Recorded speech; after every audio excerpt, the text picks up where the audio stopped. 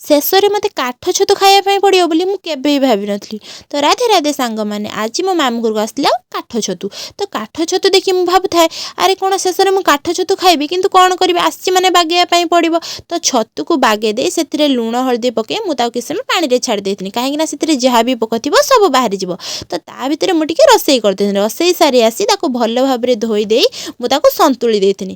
ଛତୁ ସନ୍ତୁଳି ଦେଇ ସେଇ କରରେ ଟିକେ ତେଲ, କଞ୍ଚା ଲଙ୍କା ଆଉ ତେଜପତ୍ର ପକାଇ ତାକୁ ଭଲ ଭାବରେ ଛୁଙ୍କ ମାରିଥିଲି। ଛୁଙ୍କ ମାରିସାରି ପ୍ରଥମରୁ କାଟିକି ରଖିଥିବା ପିଆଜ ପକାଇଦେଲି। ପିଆଜ ଟିକେ ମଳିଗଲା ପରେ ଅଦା ରସୁଣ ପେଷ୍ଟ, ବିଲାତି, ଆପଣଙ୍କ ଘରେ ଯାହା ବି ଗୁଣ୍ଡ ମସଲା ଅଛି ଆପଣ ସେଥିରେ ପକାଇ ପାରିବେ।